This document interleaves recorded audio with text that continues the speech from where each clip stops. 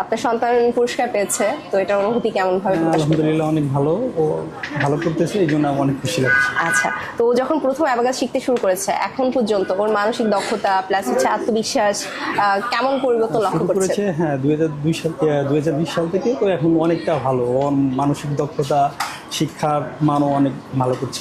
আচ্ছা, আপনি এখানে টিচারদের ব্যাপারে কি মতামত আপনার? টিচাররা ভালো করছে, তো আরও বেশি মনোযোগ, স্টুডেন্টদের যত বেশি মনোযোগ আকৃষ্ট করা যাবে তত বেশি আরও বেশি স্টুডেন্টরাও বেশি উপকৃত হবে। আর অ্যাবাকাস ম্যাথ বাংলাদেশের কার্যক্রম সম্পর্কে আপনার কিছু মূল্যবান মতামত যদি?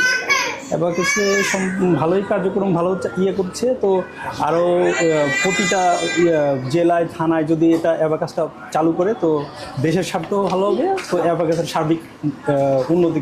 ইনশাআল্লাহ। থ্যাংক ইউ সো মাচ আপনার মূল্যবান মতামতের জন্য। হাই, কেমন আছো? জি আলহামদুলিল্লাহ ভালো আছি, আপনি ভালো আছেন? হ্যাঁ, আমি আলহামদুলিল্লাহ ভালো আছি। আজকে এখানে পুরস্কার পাচ্ছ, কেমন অনুভূতি লাগছে? জি আলহামদুলিল্লাহ ভালো। আচ্ছা, তুমি যখন প্রথম অ্যাবাকাস শুরু করেছিলে তোমার অনুভূতি কেমন ছিল? যখন আমি প্রথম অ্যাবাকাস শুরু করেছিলাম তখন আমার অনুভূতি খুবই ভালো ছিল। অ্যাবাকাস করতে গিয়ে তোমার কি কোনো সমস্যা ফেস করতে হয়েছে, সমস্যা পড়তে হয়েছে? জি না, হয়নি এখনো পর্যন্ত। আচ্ছা আচ্ছা।